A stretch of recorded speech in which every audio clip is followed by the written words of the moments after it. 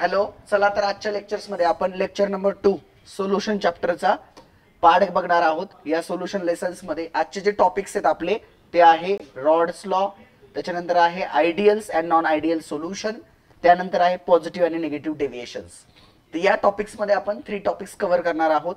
आणि सर्वांनी इकडे बघा, जर तुम्हाला काही अडचणी असतील तर तुम्ही मला विचारू शकतात. ओके, चला आपण पाठीमागचा पार्ट तुम्ही बघितलेलाच असेल, पण लेक्चर्स फर्स्ट बघा जिथे इंट्रोडक्शन पार्ट आपण घेतलेला आहे हेनरीज लॉ पर्यंत, तर ते तुम्ही पाठीमागचे लेक्चर्स बघू शकतात. आजच्या लेक्चर्स मध्ये जो पहिला टॉपिक आपला आहे तो आहे रॉड्स लॉ. ठीक आहे, सोल्युशन हा लेसन्स परत एकदा सांगतो खूप इम्पॉर्टंट आहे तुमच्यासाठी पण, तुमच्या सीईटी साठी पण आणि नीट साठी पण. हा खूप इम्पॉर्टंट आहे जेई साठी सुद्धा. तर एक लक्षात आहे बाळांनो, पहिला टॉपिक आहे आपला रॉड्स लॉ. काय नाव बेटा? Rods law. रोड लॉ नाही म्हणायचं त्याला, रोड नाही, रॉड्स लॉ. कोणता लॉ आहे हा? Raoult's law. जर ह्या रॉड्स लॉ बद्दल जर आपल्याला बोलायचं झालं बाळांनो, त्याचं एक छोटंसं इक्वेशन लक्षात ठेवायचंय. बघा इक्वेशन्स काय आहे रॉड्स लॉचं, तर P is equal to, equation कडे जरा बघा, इक्वेशन कडे जरा बघा. इक्वेशन काय आहे बाळांनो, इकडे बघा. P is equal to, equation काय आहे? P is equal to, P is equal to P not into x. ठीक आहे, काय इक्वेशन है बेटा रॉड्स लॉचं? P is equal to P not into x. So देखिए बेटा, P is equal to P not into x. Direct statement कडे जाऊ नका, रॉड्स लॉच्या डायरेक्टली स्टेटमेंट कडे जाऊ नका बाळांनो. सगळ्यात पहिले तुम्हाला इक्वेशन माहित असायला पाहिजे.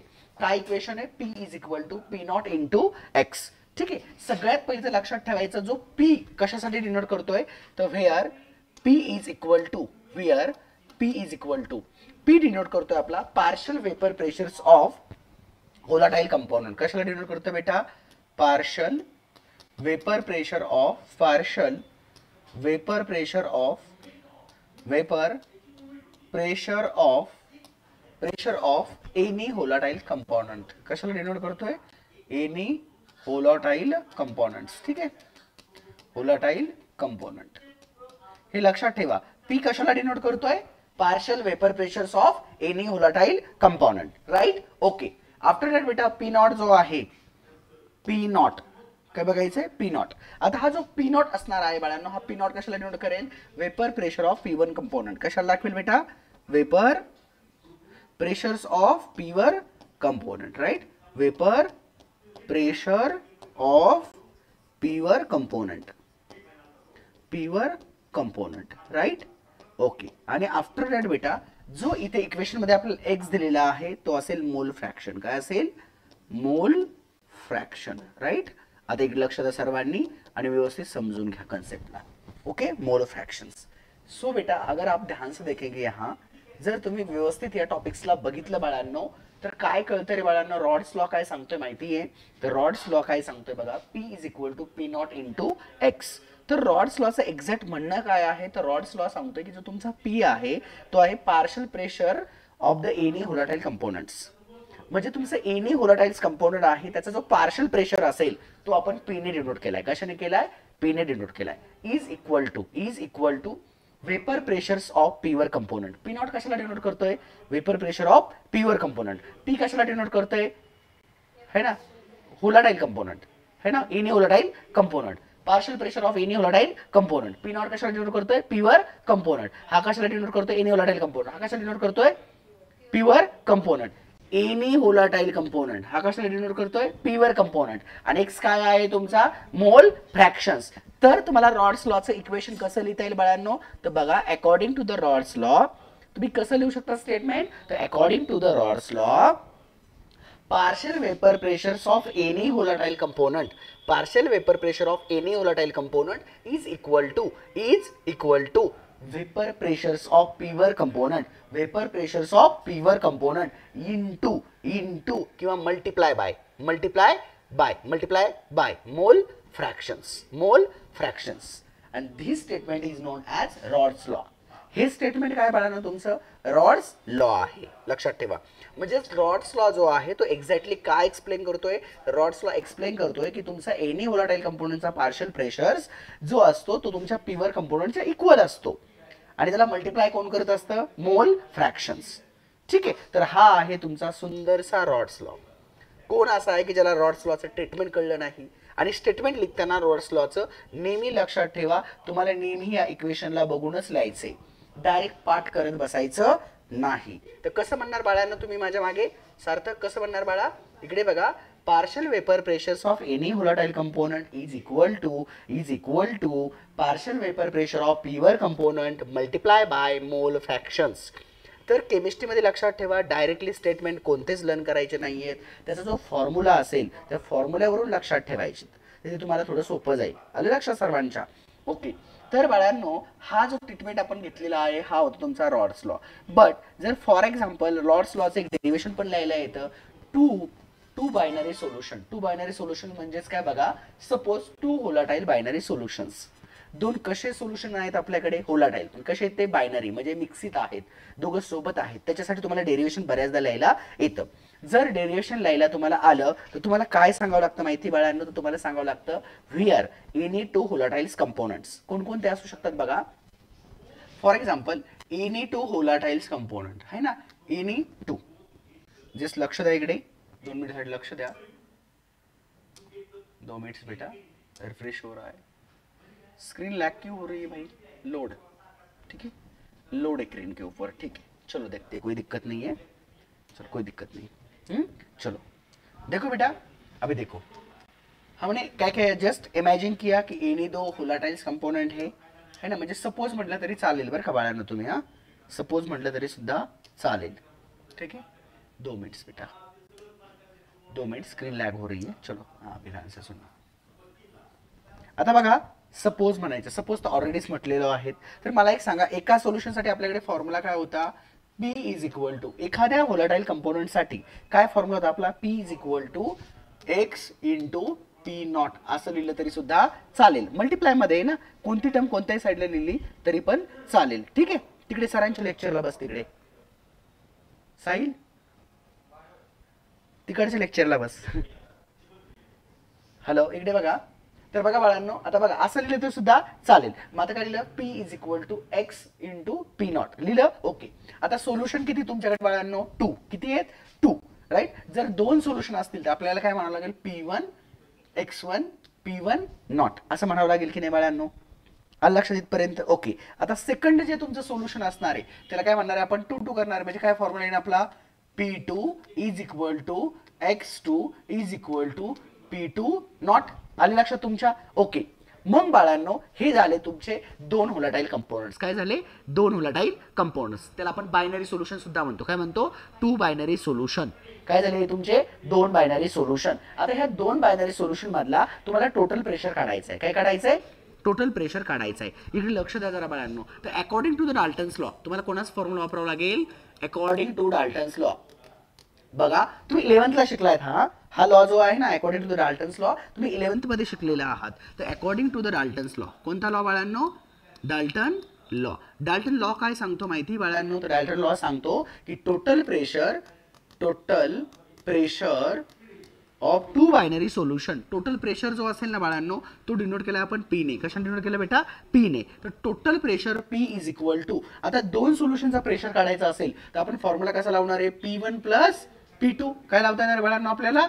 P1 plus P2. आलं लक्षात? ओके. तर आपल्याला काय निघेल? टोटल प्रेशर निघेल. आलं समजलं? ओके. जर टोटल प्रेशर काढायचं असेल तर P is equal to P1 plus P2. आता P1 आणि P2च्या व्हॅल्यू काय करायच्या तुम्हाला याच्यामध्ये पुटअप करायच्यात. करा जरा, पाहू आपण काय व्हॅल्यू आहे बाळांनो.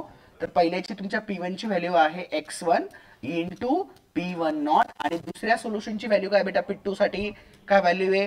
x2 into P2 not. आलं लक्षात तुमच्या इथपर्यंत? काय अडचण आहे बाळांनो इथपर्यंत? कोणला नाही, इथपर्यंत अडचण नाही. बट सिन्स बेटा आपल्याला एक व्हॅल्यू पुटअप करायची आहे, जी करायची आहे x1 is always equal to 1 minus x2. काय व्हॅल्यू पुटअप करावी लागेल आपल्याला? x1 ऑलवेज इक्वल टू काय व्हॅल्यू करायची? 1 मायनस x2. लक्षात ठेवा, हे पुट करावंच लागेल तरच इक्वेशन पुढे सॉल्व्ह होईल ना. तर आपण काय करणार बेटा? पुढे काय बनायचं तुम्हाला? Put x1 is equal to 1 minus x2. ही व्हॅल्यू आपल्याला काय करावी लागेल बाळांनो? पुट करावी लागेल. आलं तुमच्या लक्षात? आता आपण पुट करूया त्या व्हॅल्यूजला. ही व्हॅल्यू जर या इक्वेशन मध्ये आपण पुट केली तर इक्वेशन्स काय मिळेल जरा बघा बरं. x1 ची व्हॅल्यू काय ठेवली? आता मी x1 ची व्हॅल्यू ठेवली आहे 1 मायनस x2 है ना, इंटू इथे काय येईल तुमचा P1 नॉट, राईट, प्लस पुढे आता x2 ची व्हॅल्यू आहे का आपल्याकडे, नाही, तर x2 चा ॲज इट इज ठेवायचं बेटा, x2 इंटू P2 नॉट. इथपर्यंत आलात बाळांनो. आता या टर्मने इथे आत मल्टिप्लाय करून घ्या. तर मल्टिप्लाय केलं तर काय होईल जरा बघा इकडे, बघा बेटा, P1 नॉट इंटू 1, तर काय येणार बाळांनो इथं P1 नॉट. समजलं बाळा, ओके. आता बघा इकडे काय होणार आहे मायनस, आता x2 ला काय येणार आहे हे P1 नॉट इंटू x2 असं बनेल की नाही, बनेल, plus he as it is राहील तुमचा, ओके. तर x2 इंटू P2 नॉट. इथपर्यंत समजलं. आता जर तुम्ही इकडे लक्ष दिलं बाळांनो तर एक गोष्ट लक्षात येते तुमच्या, P1 नॉट इंटू x2 असं एक तुम्हाला फॉर्मॅट तयार झालेला आहे. तर मला एक सांगा, तुमचा P1 नॉट आणि तुमच्या P2 नॉटला दोन्ही ठिकाणी x2 काय आहे, कॉमन आहे. कसा आहे तो, कॉमन आहे की नाही कॉमन्स, हा कॉमन आहे की नाही. तर मग त्याला कॉमन काढून घेऊयात आपण, काय काढून घेऊयात, कॉमन काढून घेऊयात, ठीक आहे. मग कॉमन कसा निघेल तो जरा बघा, हे दोघांकडे x2 दिसतोय, तर हा कॉमन कसा निघेल तुमचा P1 नॉट, कसा निघेल हा P1 नॉट मायनस आपण इकडे कोणाला आणलेला आहे, P2 नॉटला, आणि त्यांच्या कॉमनली कोण आहे बाळा इथं, x2, कोण कॉमन आहे, x2, प्लस हा इकडची टर्म आपली तिकडे गेली तर इथे कोण राहील तुमचा P1 नॉट. तर हे डेरिवेशन तुम्हाला काय होईल बाळांनो, मिळेल, हे डेरिवेशन तुम्हाला काय होईल, मिळेल, राईट, ओके. आता इथे फक्त इंटरचेंज करायचं आहे, P2 पहिले घ्यावा लागेल, P1 नंतर घ्यावा लागेल, राईट, ओके. काय घ्यावा लागेल, तर तुमच्या इकडे P2 ला कोणतं साईन आहे, कोणतंच साईन आहे म्हणजे पॉझिटिव्ह साईन आहे, राईट, आणि याला कोणतं साईन आहे, निगेटिव्ह साईन आहे. त्याच्यामुळे याला आपल्याला अगोदर घ्यावं लागेल. म्हणजे काय येईल इथे आपल्याला, बघा जरा इथे काय येईल आपल्याला, इथे काय होईल इकडे लक्ष द्या, इथे थोडं चेंज करावं लागेल तुम्हाला. म्हणजे इथे पहिलं सगळ्यात पहिलं घेताना काय घ्यावं लागेल, P2, कारण P2 ला मायनस साईन कसं येईल तुमच्याकडे, है ना, फक्त इंटरचेंज करतोय आपण, राईट. तर इथे काय होईल तुमचा P2 मायनस हे ॲज इट इज राहील P1. आता इकडे लक्ष द्या, जर ह्या x2 ने मल्टिप्लाय केलं तर तुम्हाला ही पण टर्म मिळते आणि ही पण टर्म मिळते. बघा आतमध्ये जर मल्टिप्लाय केलं तर ती टर्म मिळेल की नाही, मिळेल, ओके, मिळते ना. म्हणून आपण कॉमन काय काढला, P2 minus P1 into x2 plus P1 not. इथपर्यंत आलात. तर हे जे इक्वेशन आहे, बिकॉज P1 आणि P naught are the constant also, बघा इकडे, तर आपल्याला हे प्रकारचं दोन जर बायनरी सोल्युशन असतील तर त्यांच्यासाठी फॉर्म्युला आपल्याला हा मिळतो की P2 minus P1 not plus P1 not. इकडे लक्ष द्या, हा बायनरी सोल्युशनचा फॉर्म्युला मिळाला. तर आपल्याला जर विचारलं की फॉर्म्युला काय, फॉर्म्युला मिळाला आपल्याला दोन बायनरी सोल्युशन साठी, formula of two volatile binary solution, volatile binary solution. तर फॉर्म्युला काय मिळाला आहे बाळांनो, बघा जरा सांगा मला. तर फॉर्म्युला आपल्याला मिळालेला आहे, फॉर्म्युला आपल्याला मिळतो नेहमी P2 not minus P1 not multiply by x2 म्हणजे स्मॉल फ्रॅक्शनचा 2 प्लस तुम्हाला काय फॉर्म्युला मिळतो P1 नॉट. तर हा फॉर्म्युला आपल्याला काय करावा लागतो, पुटअप करावा लागतो. आता कधी कधी बाळांनो तुम्हाला हे डेरिवेशन लिहायला येतं बरं का, ऍक्च्युली पेपर्स मध्ये 2 मार्कासाठी तुम्हाला हे डेरिवेशन लिहायला येतं. ड्रॉ द डेरिवेशन्स किंवा write the equations of two binary, write the equation of two volatile binary solutions. तर तुम्हाला असं डाल्टन लॉच्या अकॉर्डिंगली अशा प्रकारचं इक्वेशन काय करायचं, तुम्हाला राईट डाऊन करायचं आहे. सगळ्यांना कळलं इथपर्यंत, ओके. थोडा प्रॅक्टिस पार्ट आहे, विशेष काहीच नाहीये. फक्त मी काय केलं बाळांनो, P1 is equal to P1 plus P2 घेतलेला आहे, राईट. आणि P1 आणि P2 जे तुमचे दोन सोल्युशन त्यांचे फॉर्म्युले ठेवलेत, त्याच्यामध्ये नंतर x ची व्हॅल्यू मी पुटअप केली आहे. काय पुटअप केली, 1 मायनस x2. आणि हा रॉल्स लॉचा जो बायनरी सोल्युशनचा फॉर्म्युला आहे, इथून न्यूमेरिकल सुद्धा विचारला जातो बरं का बाळांनो. याच्यावरून तुमचा न्यूमेरिकल सुद्धा विचारला जातो. तो न्यूमेरिकल सुद्धा आपण घेणार आहोत किंवा आपण तो नेक्स्ट लेक्चर्स मध्ये घेऊयात, त्याचाही काही प्रॉब्लेम्स नाही. तुम्हाला वाटेल तसं आपण करूयात, राईट, ओके. पण रॉल्स लॉचं हे बायनरी सोल्युशनचं डेरिवेशन्स आणि स्टेटमेंट रॉल्स लॉचं खूप IMP आहे. राईट डाऊन केलं सगळ्यांनी, ओके. दम्मानी लिहा, व्यवस्थित लिहा, हँडरायटिंग सुंदर काढा, ठीक आहे. लगेच लिहा माझ्यासोबत नोट्स, म्हणजे तुम्हाला अडचण येणार नाहीत. ओके, कळलं की परत एकदा करून दाखवू, डेरिवेशन्स करून दाखव एकदा परत, ठीक आहे. एकदा रिकॉल करून दाखवतो कसं कसं करायचं, ठीक आहे. जर विचारलं तर आपण रिकॉल करूयात, ठीक आहे. झालं बेटा इथपर्यंत, हा, ओके, ठीक आहे. आता रिकॉल्स मध्ये बघा कसं काय करता येईल आपल्याला. जस्ट इमॅजिन, बघा आपण रिकॉल करूया टॉपिकला, रिकॉल्स करूयात. बघा आता इकडे बघा आपण रिकॉल करूयात इक्वेशनला, ठीक आहे. Recall two binary solutions. तुम्हाला परत एकदा विचारलं गेलं की टू बायनरी सोल्युशनचं डेरिवेशन्स लिहा. बोर्डसाठी विचारलं जाऊ शकतं, कारण यावर्षी आणि लास्ट इयरला यावरून क्वेश्चन आलेले नाहीये, पण त्याच्या अगोदर प्रिव्हियस इयरमध्ये क्वेश्चन्स आहेत. तर तुमच्या वेळेस येऊ शकतात. तर बघा बाळांनो, दोन सोल्युशनला काय करायचं, आपल्याला इमॅजिन करायचंय. कोणते दोन सोल्युशन आहे, P1 is equal to P1 naught into, थांबा हे उलट लिहायचं थोडंसं, मग तुम्हाला ते काढायला सोपं जातं बरं का, रिमूव्ह करायला थोडा कन्सेप्ट सोपे जातात. आणि नसेल जात तर असं लिहिलं तरी पण चालेल, जाऊ द्या.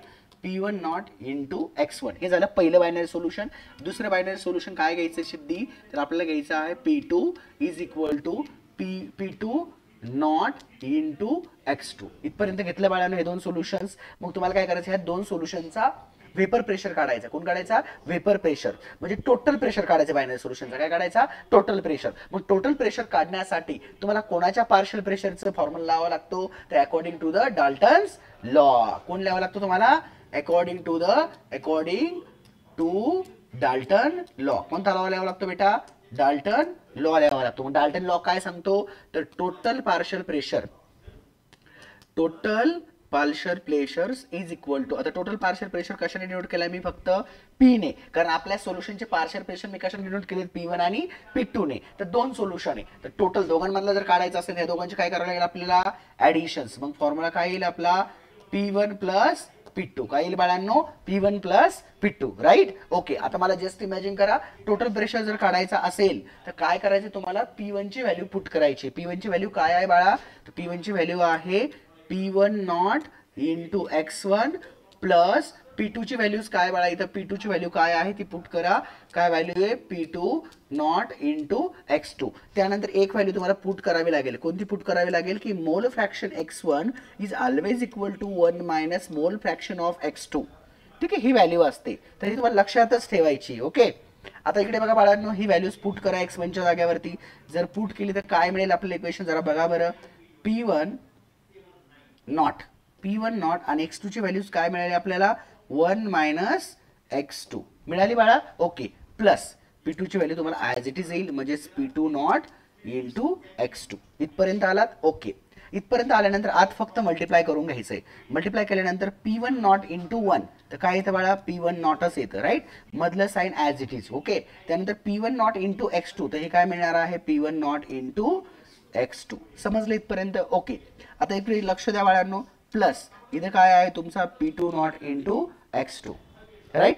जस्ट इमॅजिन बाळा, की ह्या P1 नॉट आणि तुमच्या P2 नॉट सोबत एक कॉमन मोल फ्रॅक्शनची टर्म आहे, जिचं नाव आहे x2 आणि x2. तिला फक्त काय करून घ्यायचं, आपल्याला कॉमन करून घ्यायचंय. काय करून घ्यायचं, कॉमन. तर मग कॉमन जर करायचं असेल तर इंटरचेंज करूयात. इंटरचेंज केलं की आपलं इक्वेशन काय मिळेल, P2 not minus P1 not, आणि त्याला मल्टिप्लाय करून कोण करेल बेटा, x2 प्लस हा जी टर्म आहे इकडे बघता येण्याची आहे, ते काय मिळेल, P1 नॉट. हेच इक्वेशन्स आहे आपल्या बायनरी सोल्युशनचं. टू बायनरी सोल्युशनचं या प्रकारे आपल्याला काय करायचं, इक्वेशन बनवता येईल. समजलं इथपर्यंत रॉड्स लॉ, काही अडचणी कोणला नाही, रिकॉल झाला टॉपिक्स. ओके, रॉड्स लॉ कळाला. P1 is equal to P not into x. ठीक आहे, रॉड्स लॉ काय आहे, P is equal to P not into x. ठीक आहे, तर P जो आहे तो असेल तुमचा partial vapour pressures of any volatile component. P not जो आहे तो असेल पार्शियल वेपर प्रेशर ऑफ पीवर कंपोनंट, आणि त्यानंतर जो x आहे तो आहे मोल फ्रॅक्शन्स, राईट. आणि फॉर्म्युल्यावरून कशा प्रकारे ट्रीटमेंट लायचं हे मी ऑलरेडी सांगितलेलं आहे. ओके, हे लेक्चर आपले डिस्क्रिप्टिव्ह असणार आहेत, कारण हे तुमचे रेग्युलर लेक्चर आहेत. हे खूप थिअरॉटिकल शिकवणार आहे मी. पुढे चला बाळांनो, तुमच्या बुक्स मधला नेक्स्ट टॉपिक आहे ideals and non ideal solutions. काय टॉपिकचं नाव आहे, ideals and non ideal solution. Okay, टॉपिकचं नाव टाकूयात आपण, ideal and non ideal solution. इकडे बघा, आयडियल सोल्युशन कोण असतो बाळांनो, इकडे लक्ष द्यायचं तुम्हाला. आयडियल सोल्युशन्स म्हणजे जो तुमच्या रॉड्स लॉला ऑबे करतो. रॉड्स लॉ ज्या पद्धतीने सांगतो ती पद्धत तो फॉलो करतो, त्याला कोणतं सोल्युशन म्हणतात, आयडियल सोल्युशन म्हणतात. आणि नॉन आयडियल म्हणजेच कोण, जो फॉलो करत नाही. तुमच्यासारखा आहे ना, शिक्षक सांगते त्या गोष्टी कधीच फॉलो करायच्या नाहीत. तो जो नसतो ना, तर तो असतो तुमचा नॉन आयडियल सोल्युशन. कारण तुमचं कसं आहे माहिती का, तुमचं कसं आहे पोरांनो, हे तुम्हाला वाटतं की सरांचं कामच सांगणं, आपल्याला काय करायचं ते आपण करूयात. सरांचं काम सरांना करू द्या, आपलं काम आपण करूयात. त्या पद्धतीने तुमचा हा नॉन आयडियल सोल्युशन असतो. तो सांगतो कोणत्या सायंटिस्टने काय सांगितले मला घेणं देणं नाही, मी ऑबे करणार नाही, मी ऐकणार नाही. तुम्ही पण तसेच आहेत. आम्ही म्हटलं ना अभ्यास करा बाळांनो, नाही समजलं विचारा. तुम्ही म्हणता काही विचारणारही नाही आणि अभ्यासही करणार नाही. तुम्ही जिद्दी आहेत ना, घरात पण जिद्दी आहेत, सगळ्या गोष्टी जिद्दी आहेत. तुमच्या अजून लक्षात येत नाही की जिद्द कुठं धरली पाहिजे. तुम्हाला एखादी गोष्ट लागते तिथे तुम्ही जिद्द पकडा, अभ्यासात थोडी जिद्द पकडताय, त्यात पण तुम्ही जिद्दच धरली आहे. आम्हाला वाटलं तर अभ्यास करू, नाही वाटलं तर नाही करणार. तुमचं काम तुम्ही करा, आमचं काम आम्ही करू. तुमचं कसं माहिती का, बोलून तर दाखवत नाही पण करीला तर चुकत नाही, असे तुम्ही आहेत. बोलणार काहीच नाहीत आहे ना, अगदी गप बसून ऐकून घेणार, बट जे करायचं तेच करणार. ठीक आहे, तसा हा बिचारा आपला नॉन आयडियल सोल्युशन आहे. त्याला जे वाटतं ते तोच करतो, करू द्या, जाऊ द्या, त्याला आपल्याला काय फरक पडत नाही, त्याला करू द्या. बोल बाळा, हे कलर दिसत नाही का, नको घेऊ ना, वरचा दिसत नाही ना, ग्रे कलर, ओके, त्याला चेंज करून टाकूयात येल्लो मध्ये. आणि हा दिसतो का, व्हाईटच घेऊयात मग आपला, आहे ना, तुमच्या सगळ्यांच्या आवडतीचा. पण इथे व्हाईट नाही चालणार बाळा मला, ठीक आहे, थोडा लाईट कलर घेऊया त्याचा, मग दिसेल तुम्हाला. ठीक आहे, चल बघा बाळांनो, ideals and non ideal solution. सगळ्यात पहिलं आहे, हे दिसत नाही ना, बघा सगळ्यात पहिलं आयडियल सोल्युशन्स. जस्ट इमॅजिन करा, आयडियल सोल्युशन मी डायरेक्ट डिफरन्स मध्ये दिले दोघांचं, म्हणजे तुम्हाला एक्झाम्सला पण येतं. Right the difference of ideals and non ideal solutions. Right, okay. बघा बाळांनो, जो आयडियल सोल्युशन असतो दे ऑबे रॉड्स लॉ. हा रॉड्स लॉ क्लिअरली फॉलो करतो, पूर्ण गोष्टी ऐकतो.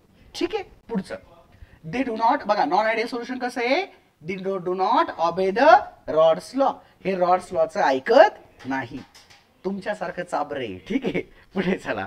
बघा दुसरी गोष्ट काय असते बाळांनो, एक लक्ष द्या, तुमचं जे आयडियल सोल्युशन असतो ना, तो delta H is equal to तुमचा असतो 0. काय असतो, 0. याचा अर्थ काय झाला, no heat is absorb or release during the dilutions. म्हणजे ज्या वेळेस ते सोल्युशन मिक्स होतात त्यावेळेस हीट जी असते ती ॲब्झॉर्ब होत नाही, किंवा सोल्युशन मिक्स होत असताना हीट निघूनही जात नाही. जसं की तुम्हाला फॉर एक्झाम्पल आपण केमिस्ट्रीमध्ये शिकवतो की कोणताही मेटल जर आपल्या वॉटर्समध्ये टाकला तर हीट रिलीज होते. काय रिलीज होते बेटा, हीट रिलीज होते. एक्झोथर्मिक आणि एंडोथर्मिक रिॲक्शन्स. हा पार्ट तुम्ही शिकलायत ना की नाही शिकलात, जरा मला सांगा बरं बाळांनो, शिकला की नाही, तुम्ही शिकलेला आहात. राईट, हे शिकवलंय ना ऑलरेडी, ओके. बट त्या पद्धतीनं याच्यामध्ये हीट रिलीज होत नाही, ऍब्झॉर्ब होत नाही, म्हणजे delta H is equal to 0. म्हणजे एन्थॅल्पी काय असते याची, 0. Delta H denoted by the enthalpy, enthalpy is denoted by heat. Right, दोन्ही गोष्टी एकच आहे. आता इकडे कसं असतं ते सांगतो तुम्हाला बाळांनो. हे जे नॉन आयडियल सोल्युशन असतात हे ज्यावेळेस मिक्स होतील त्यावेळेस एक तर हीट ऍब्झॉर्ब होते किंवा हीट काय होते बेटा, रिलाइज होते. म्हणजे हे सोल्युशन्स एंडोथर्मिक किंवा एक्झोथर्मिक रिॲक्शन दाखवतात. कोणते सोल्युशन दाखवतात बाळांनो, नॉन आयडियल सोल्युशन. या हीट ऍब्झॉर्ब किंवा हीट रिलाइजचा अर्थ काय होतो की एंडोथर्मिक किंवा एक्झोथर्मिक रिॲक्शन्स. लक्षात ठेवा, म्हणजेच तुमचे जेव्हा नॉन आयडियल सोल्युशन मिक्स होतील त्यावेळेस नेहमी लक्षात ठेवा एक तर हीट ऍब्झॉर्ब होईल किंवा काय होईल, रिलाइज होईल. आले लक्षात. याचा अर्थ non ideal solution obey the exothermic and endothermic reactions किंवा follow the exothermic किंवा endothermic reactions.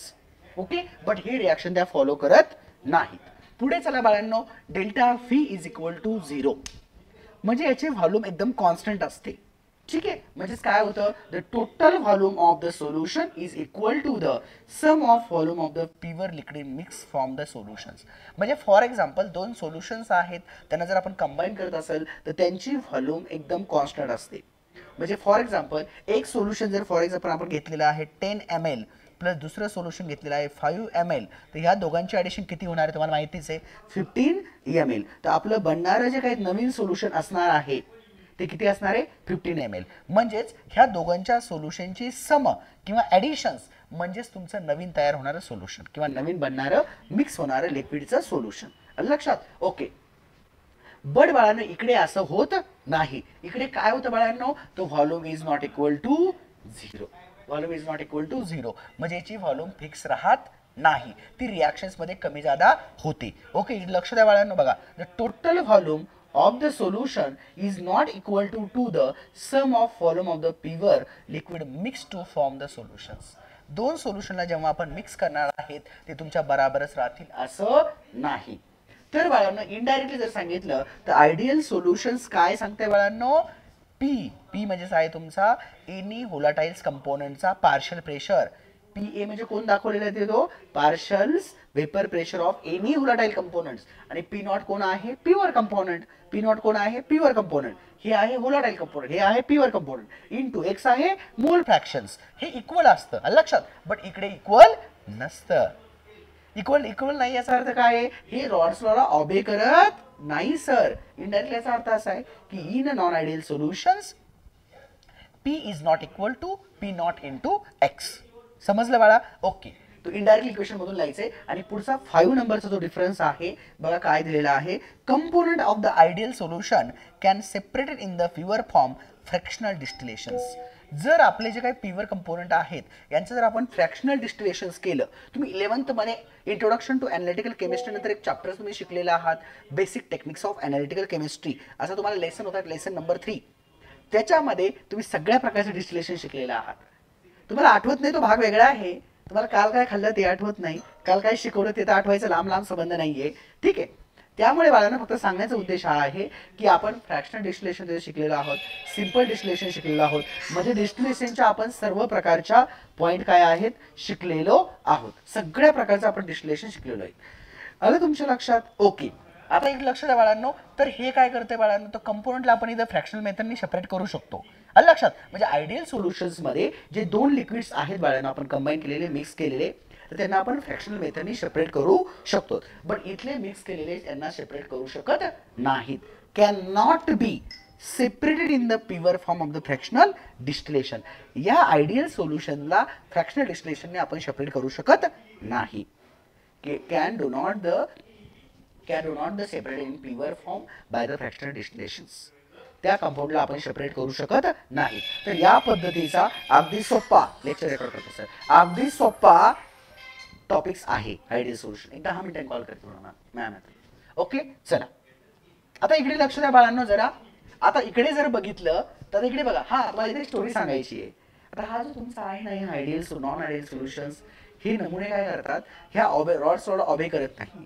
म्हणून ह्या टाईपचे जे सोल्युशन आहेत, ह्या टाईपचे सोल्युशन 2 टाईपचे डेव्हिएशन दाखवतात. काय दाखवतात?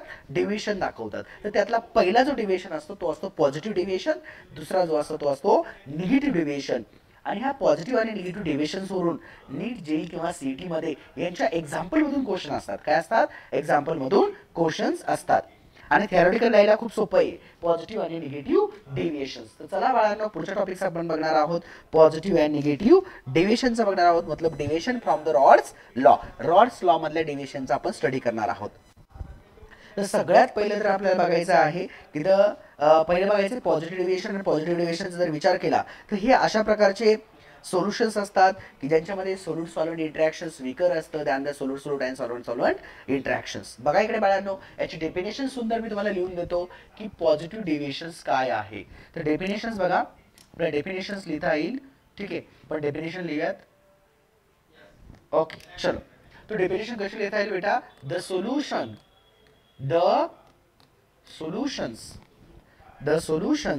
in which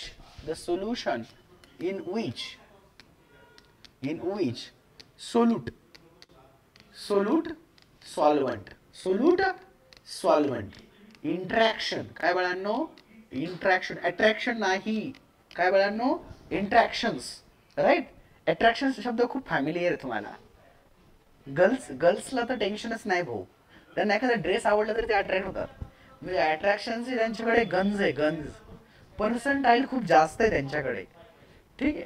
तसं आजकाल जर बघितलं तर सगळीकडेच पर्संटाईल गर्ल्सचं खूप जास्त आहे, कमी नाहीये. त्या सगळ्यातच पुढे आहेत, अभ्यासातही पुढे आहेत, सगळ्या ठिकाणी पुढे आहेत. आमच्या पोरांचं तर लयच अवघड आहे, हे कुठेच पुढे नाहीयेत. आहे ना. पोरांना तर एकच अट्रॅक्शन आहे बास, त्यांचे लय अट्रॅक्शन नाहीत. पण मुलींचे खूप सारे अट्रॅक्शन्स आहेत. ड्रेस आवडतात, खूप साऱ्या काय म्हणतात ते, काय मेकअपचं मटेरियल आवडतं, काय काय आवडतं बाबा, डेंजर आहे. ठीक आहे, असू द्या, काही घेणं नाही. इकडे बघा बाळांनो, हे पॉझिटिव्ह डेव्हिएशन्स काय करते बघा, यांच्यामध्ये जे सोल्यूट आणि सॉल्व्हंट, लक्ष द्या बाळांनो. बघा, जे पॉझिटिव्ह डेव्हिएशन्स असतात यांच्यामध्ये सोल्यूट आणि सॉल्व्हंट इंटरॅक्शन्स वीक असतं. कसं असतं? वीक. कसं असतं? वीकर.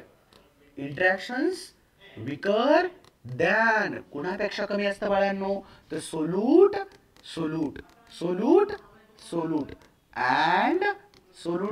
अँड सॉल्व्हंट इंटरॅक्शन्स कुणापेक्षा वीक असतं रे बाळांनो? यांच्यापेक्षा वीक असतं. बघा इकडे, in solution in which the solute solvent interactions weaker than solute solute and solvent solvent interactions is called interactions is called त्यालाच बाळांनो आपण म्हणणार आहोत इट्स कॉल्ड त्याला आपण म्हणणार आहोत पॉझिटिव्ह डेव्हिएशन्स काय म्हणणार आहे बाळांनो पॉझिटिव्ह डेव्हिएशन समजलं सगळ्यांना समजलं पॉझिटिव्ह डेव्हिएशन्स काय असतं ओके तर पॉझिटिव्ह डेव्हिएशन सगळ्याला कळलेलंच आहे तर पॉझिटिव्ह डेव्हिएशन कोण कोण दाखवतं एक्झाम्पल लिहून घ्यायचं इथेनॉल आणि ॲसिटोन कोण दाखवतं बेटा इथेनॉल आणि ॲसिटोन म्हणजे एक सोल्युशन असणार आहे तुमचा इथेनॉल कोण असणार आहे इथेनॉल कोण असणार आहे इथेनॉल आणि दुसरा कोण असणार आहे बाळांनो ॲसिटोन ह्या दोघांचं कॉम्बिनेशनचं जे सोल्युशन आहे ते नेहमी कोणते डेव्हिएशन दाखवतात पॉझिटिव्ह म्हणजेच या प्रकारच्या सोल्युशन्समध्ये solute weak solute solvent interaction कसं असतं वीक असतं आलं लक्षात पहिले एक्झाम्पल हे झालं सेकंड एक्झाम्पल घ्यायचं तुम्हाला ते घ्यायचं आहे carbon disulphides and acetone carbon disulphide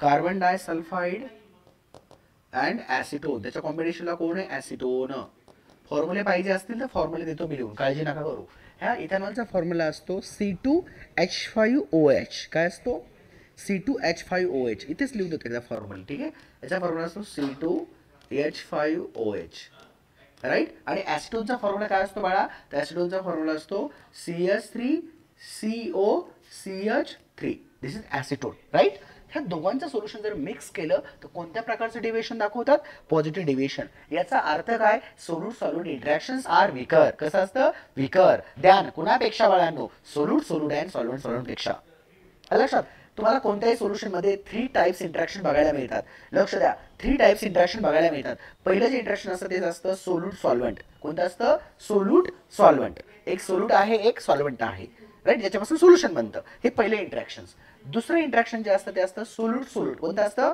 solute solute आणि तिसरं इंटरॅक्शन जे असतं ते असतं सॉल्व्हेंट सॉल्व्हेंट आलं लक्षात तुमच्या ओके आणि बाळांनो हा कार्बन डायसल्फाइडचा फॉर्म्युला काय रे बाळांनो याचा फॉर्म्युला असतो CH2 म्हणजेच कार्बन डायसल्फाइड काय फॉर्म्युला आहे CH2 म्हणजेच कार्बन डायसल्फाइड आणि ॲसिटोनचा फॉर्म्युला सरांनी काय सांगितलं आहे CH3COCH3 कधी कधी फॉर्म्युल्यातून सुद्धा तुम्हाला विचारतील म्हणून फॉर्म्युले लिहून दिलेत फॉर्म्युले पाठ करायचे ऑर्गॅनिक मध्ये आपण शिकणारच आहोत त्याच्याबद्दल काही वाद नाहीये तर हे दोन प्रकारचे तुम्हाला काय करायचे एक्झाम्पल लक्षात ठेवायचे आहेत पॉझिटिव्ह डेव्हिएशन दाखवणारे दोन प्रकारचे एक्झाम्पल मी दिलेले आहे एक आहे इथेनॉल आणि ॲसिटोनचं कॉम्बिनेशन्स आणि दुसरं आहे कार्बन डायसल्फाइड्स आणि ॲसिटोनचं कॉम्बिनेशन्स तर या टाईपचे सोल्युशन्स कोणते डेव्हिएशन दाखवतात पॉझिटिव्ह तर पॉझिटिव्ह डेव्हिएशन्स मध्ये इंटरॅक्शन्स कसं असतं बाळांनो विकर कुणापेक्षा विक असतं सोल्यूट सॉल्व्हेंट पेक्षा लक्षात आता निगेटिव्ह मध्ये याच्या अपोजिट लिहा म्हणजे जर विकर वापरलं तिथे काय वापरायचं स्ट्रॉंगर काय वापरायचं स्ट्रॉंगर हाय का नाही सोपं हाय ना सोपं व्हेरी गुड तुम्ही हुशार आहेत बर पुढचं आहे निगेटिव्ह डेव्हिएशन्स तर मग आता इथे लिहायचंय द सोल्युशन इन विच लिहा द सोल्युशन इन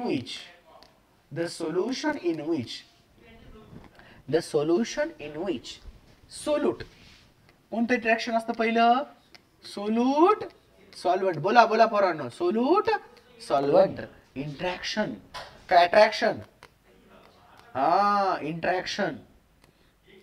इंटरॅक्शन कसं असणार आहे विकर की स्ट्रॉंगर दॅन कुणापेक्षा than solute very good solute and solvent very good क्या बात है यार मेरे से ज्यादा आ रहा है यार मेरे से आगे भाग रहे हैं आप लोग भागो अच्छी बात है आप लोग तो भागना है भाई आपको रेस में भागना ही है सर को नहीं भागना है सर को ऐसे ट्यूशन पढ़ाते रहना है आप लोगों को आगे बढ़ना है ठीक है सर ही रहेगा आप लोग बहुत डेंजर बनेंगे कोई इंजीनियर बनेगा कोई डॉक्टर बनेगा ठीक है कोई डॉन बनेगा सबसे फेवरेट कोई हाउसवाइफ बनेगा ठीक है सबसे बेस्ट लड़कियों के लिए चलो कोई दिक्कत नहीं मजाक कर लिया चलो बेटा the solution in which solute solvent interaction stronger than solute and solvent interaction is called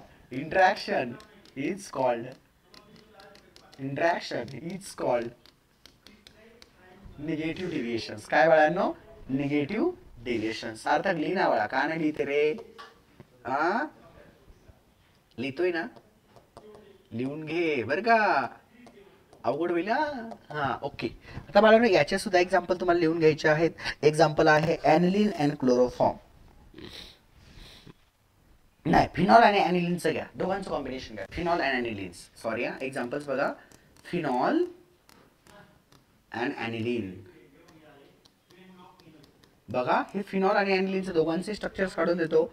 phenol या प्रकारचा असतो, लक्ष द्या कसा असतो फिनॉल वाळांनो. हे बघा, बेन्झीन रिंग काढायची आहे, त्यामध्ये अल्टरनेटिव्ह डबल बॉन्डिंग द्यायची आणि त्याच्यावरती एक सुंदरसा कोणता ग्रुप लावायचा, OH नशेवाला. कोणता ग्रुप लावायचा, नशेवाला, अल्कोहल से.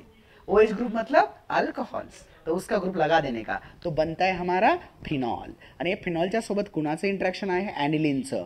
ॲनिलीन कसं बनतं पोरांनो, काहीच नाही टेन्शन घ्यायचं. परत एकदा बेन्झीन रिंग काढायची, त्याच्यामध्ये अल्टरनेटिव्ह डबल बॉन्डिंग काढायची, काढली, किंवा अल्टरनेटिव्ह पाय बॉन्डिंग काढायची, काढली, आणि याच्यावरती एक सुंदरसं ग्रुप लावायचा ज्याचं नाव आहे अमाइन. काय लावायचं, अमाइन. ठीक आहे, अमाइन लावायचं म्हणजे NH2 लावायचा आहे. आता यांचा मॉलिक्युलर फॉर्म्युला काय असतो ते पण आपण लिहूयात. याचा मॉलिक्युलर फॉर्म्युला बघा काय असतो. याचा मॉलिक्युलर फॉर्म्युला असतो C6. बारकाईने लक्ष द्या, याचा मॉलिक्युलर फॉर्म्युला काय असणार आहे बाळा, लक्ष द्या. C6H5 काय असणार आहे, C6H5OH, राईट. हा असणार आहे मॉलिक्युलर फॉर्म्युला. हा मॉलिक्युलर फॉर्म्युला कोणाचा आहे, फिनॉलचा. कोणाचा आहे बाळा, फिनॉलचा, राईट. आणि तुमच्या ॲनिलीनचा मॉलिक्युलर फॉर्म्युला काय असणार आहे, C6H5NH2. हा मॉलिक्युलर फॉर्मूला असणार आहे आपल्या ॲनिलीनचा. कुछ दिक्कत है बेटा यहाँ तक, नहीं है. ठीक है, समझ में आया. तो ये एग्जांपल आपको याद रखना है. फिनॉल एंड एनिलीन को मिक्स करेंगे तो कौन सा डेविएशन दिखता है, क्यों दिखता है, बिकॉज सोल्यूट सॉल्वेंट इंटरेक्शंस कैसा है, स्ट्रॉन्गर.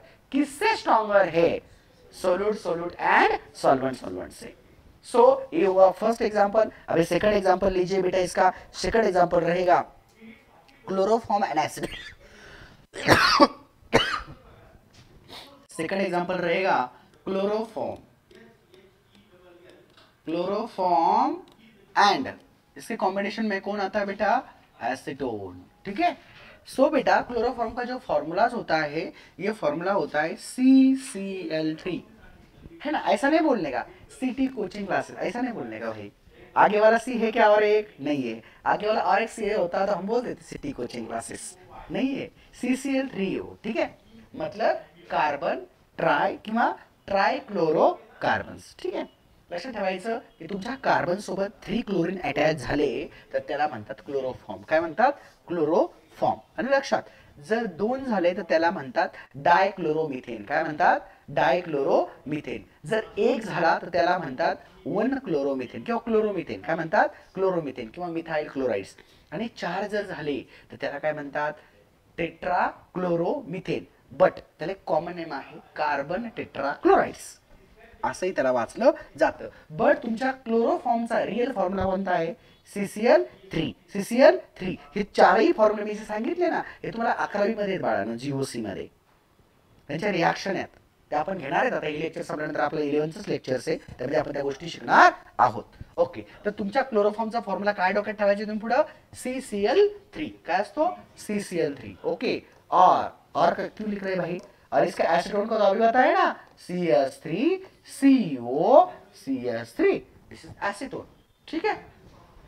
सो बेटा आप लोग यहां तक समझ गए क्या, किसको दिक्कत है, नहीं है तो पूरा समझ गए, ठीक है. अगर कहाँ दिक्कत है आपको, नहीं है, रॉड्स लॉ में कुछ दिक्कत है, नहीं है, आप अभी मेरे को बताओ आपको इस टॉपिक में कहाँ दिक्कत है क्या.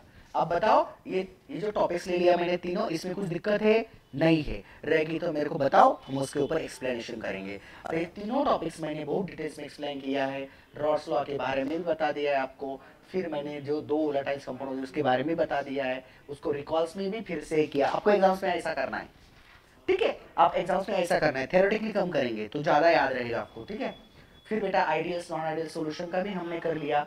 फिर बेटा पॉजिटिव डेविएशन को पढ़ लिया. फिर हमने नेगेटिव डेविएशन को भी पढ़ लिया. कुछ दिक्कत है तो बताओ, हम उसके ऊपर एक्सप्लेनेशन करेंगे. अदरवाइज कल के लेक्चर्स में हम लेक्चर्स नंबर 3 कौन सा रहेगा अभी, केमिस्ट्री का लेक्चर्स नंबर 3 के अंदर नया टॉपिक स्टार्ट करेंगे, जिसके टॉपिक से नाम रहेंगे. ये अकॉर्डिंग टू आपका स्टेट बोर्ड है, ये syllabus fully according to the board examination. ठीक आहे. आणि त्याचबरोबर सीईटी सुद्धा कंबाईन आहे. बट जेव्हा तुमचा सोल्युशन लेसन संपेल त्यावेळेस मी तुमची सीईटीचे प्रीवियस इयर करणार आहे. त्याचबरोबर न्यूमेरिकलचं एक सेपरेट लेक्चर आपण बनवणार आहे त्यावेळेस, सेपरेट जे बुक्समध्ये दिलेले आहेत. समजलं इथपर्यंत काही अडचण आहे? चला तर अशा प्रकारे आता आपण थांबूयात, भेटूयात पुढील लेक्चर्समध्ये, लेक्चर नंबर 3.